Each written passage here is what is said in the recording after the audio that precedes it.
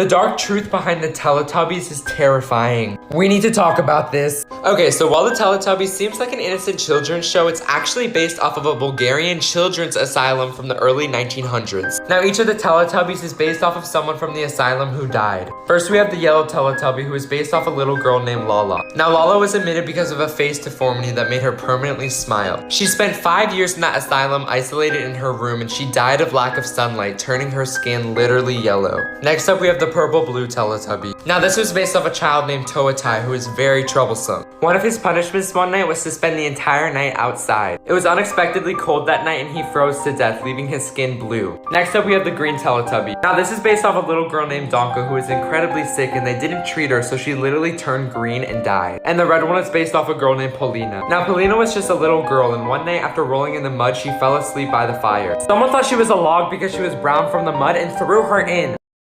Likey